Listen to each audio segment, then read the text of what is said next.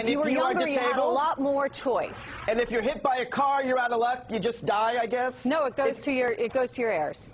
I mean, it goes to your heirs. It goes to your heirs. But no, but you need the money now because you're disabled and you're sick. Social Security provides you that insurance. Or say you're 95 and you run out of money. I guess you just die, right? But Social Security provides you that insurance. You see, Social Security is social. We all look out for each other, and it's secure. It's a guaranteed benefit. And it seems to me the only thing that you folks want to change is you want to make it antisocial and insecure. All right, antisocial. David, let me ask you this. In terms of the accounting, when are we running out of money in Social Security? Well, in just a few minutes, the trustees are going to announce a report which is 4 months late, which shows that after about 2013, we're going to start buying or selling the securities to pay the recipients. Payroll tax receipts are low because of the recession.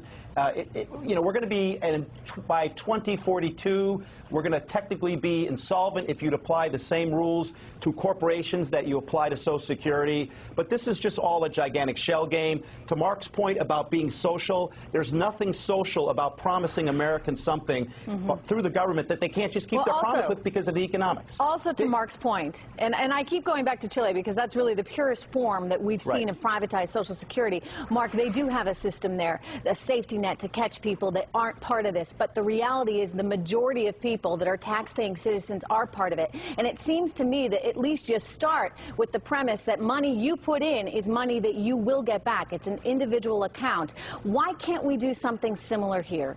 The way Social Security has worked for 75 years, as you well know, is that young people put in the system and elderly people take it out. It's called the legacy debt. So what you're going to have to do if you folks get your way is either raise taxes, payroll taxes, cut benefits on current retirees, or cut benefits on future retirees. My way, leave it alone. Everything works fine. It has for 75 years. It will continue unless you change it. Up. Everything's not working fine, my friend. Sure it is. If it were working fine, we wouldn't be having this discussion. The ratio... The discussion is a fake discussion. It works fine. The ratio of retirees to beneficiaries is collapsing. And the government has essentially spent your Social Security tax payments on general spending for the big budget. So people are saying, wait a minute, I want to have ownership. I just don't offer it as an option. Okay, Mark?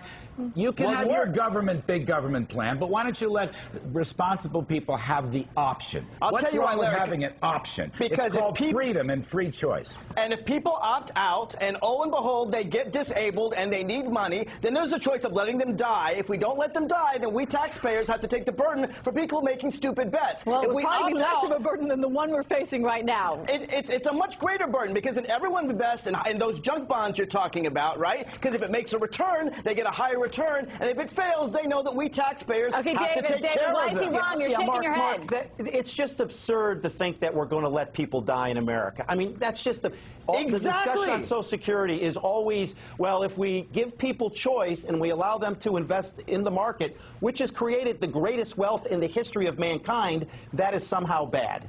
That's just absurd. Let's leave it.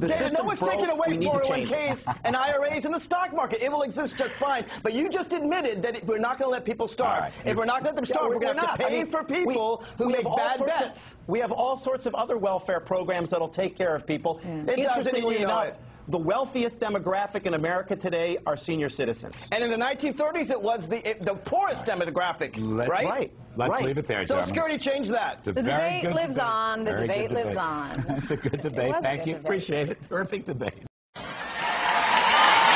And I know there are a lot of young people here, but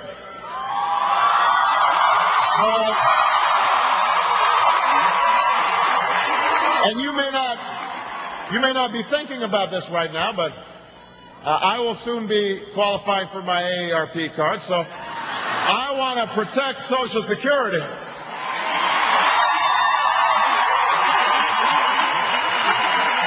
John McCain talks about privatizing Social Security. Imagine if you had some of your Social Security money in the stock market right now, how you'd be feeling about the prospects of your retirement. Without Social Security, half of elderly women would be living in poverty. Half. But if my opponent had his way, millions of Americans would have had their Social Security tied to the stock market this week. Millions would have watched as the market tumbled and their nest egg disappeared before their eyes. Well, let's be clear. I'm president. We are not going to gamble with Social Security. We're not going to gamble with your ability to retire with dignity after a lifetime of hard work. We're going to strengthen and protect Social Security so families can count on it today, tomorrow, always.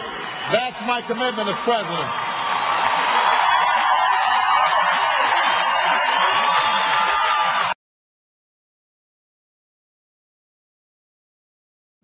Many of the proposals that are being created for people of my generation no longer include Social Security because of the belief it will not be there. Tell me how you plan to fix it. Thank you very much. I'd like to start out by giving you a little straight talk.